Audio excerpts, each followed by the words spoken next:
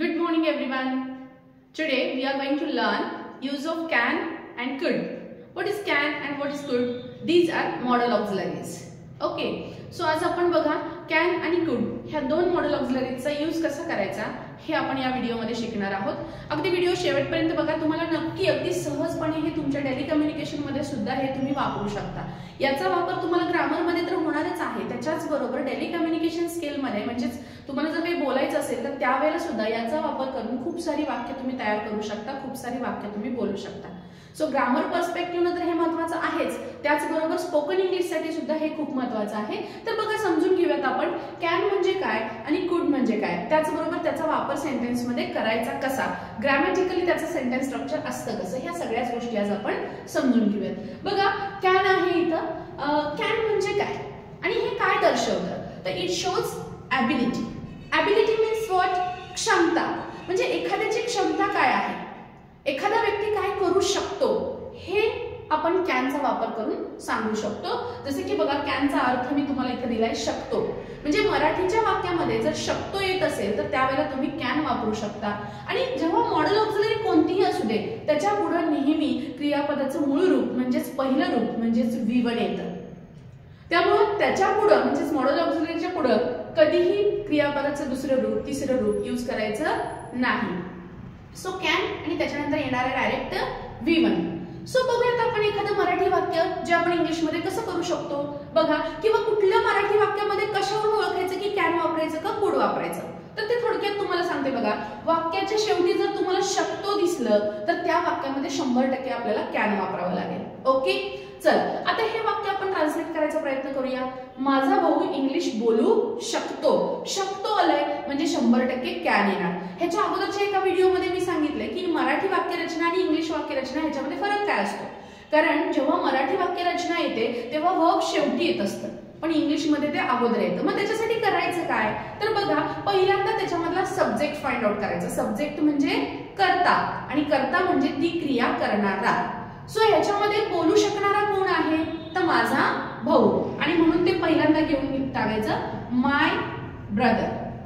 Okay, आणि एकदा का सब्जेक्ट लिहिला की आपलं वाक्य आपण इकडून सुरुवात करायची. मग आता शकतोला काय म्हणणार आहोत, कॅन, आणि वर्ब कोणता आहे, बोलणे. बोलण्याला आपण काय म्हणतो, speak. Okay, so my brother can speak. आणि मग काय बोलतोय तो, तर इंग्लिश. सो आपलं वाक्य कसं होईल, माय ब्रदर कॅन स्पीक इंग्लिश. म्हणजे या पद्धतीने तुम्ही इंग्लिश मधलं सेंटेन्स तयार करू शकता. ओके, यानंतर आपण बघणार आहोत कुड, यूज ऑफ कुड. कुडचा वापर कसा करायचा, तर इथे दिलंय बघा, शोज ॲबिलिटी इन पास्ट. हे सुद्धा क्षमताच दाखवण्याचं काम करतं, पण ती क्षमता कशी असते, पास्ट मध्ये असते. कारण या कॅनचा पास्ट फॉर्म आपला आहे कुड. जरी हा पास्ट असला तरी सुद्धा ह्या क्रियापदाचं दुसरं रूप आपल्याला करायचं नाही, कारण आपण कॅनचा पास्ट फॉर्म ऑलरेडी कुड घेतलेला आहे. सो इथं काहीही बदल करायचा नाही, कारण मी तुम्हाला मगाशी सांगितलं की मॉडल ऑक्झिलरी कोणती पण असू दे त्याच्या समोर नेहमी क्रियापदाचं पहिलं रूपच यूज करायचं आहे. त्यामुळे इथं सुद्धा काय येणार आहे, V1. आता हे मराठीमध्ये कसं ओळखायचं, मराठीमध्ये कोणता शब्द असल्यानंतर तुम्हाला कुड वापरायचा आहे, तर बघा वाक्याच्या शेवटी जर तुम्हाला शकलो दिसलं, बघा शकतो दिसलं तर आपण कॅन वापरले. आणि जर शकलो, कारण हे पास्ट मध्ये असणार आहे, सो शकलो दिसलं तर तुम्हाला वापरायचं आहे कुड. जसं मी मगाशी सांगितलं त्याच पद्धतीनं उडी मारणारा कोण आहे, मी. सो हा सब्जेक्ट असणार म्हणून मी पहिल्यांदा घेतलं आय. आता इकडून उत्तर सुरुवात करा तुमचं, म्हणजे वाक्यरचना तयार करायला. शकलोला आपल्याला वापरायचं आहे कुड आणि उडी मारण्याला जम्प. झालं तुमचं वाक्य तयार, म्हणजे आय कुड जम्प. म्हणजे या पद्धतीनं तुम्ही ह्या मॉडल ऑक्झिलरीचा यूज आपल्या कम्युनिकेशन स्किल मध्ये करू शकता आणि अशाच पद्धतीने तुमचं कम्युनिकेशन स्किल हळूहळू डेव्हलप करू शकता.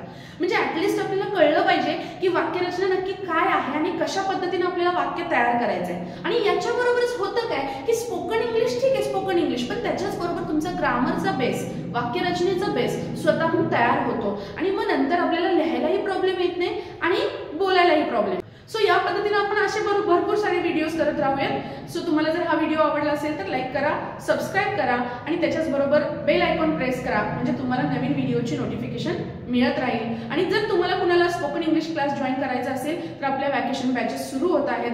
तुम्ही कॉन्टॅक्ट करू शकता 9112439976 किंवा 9960004383. थँक्यू.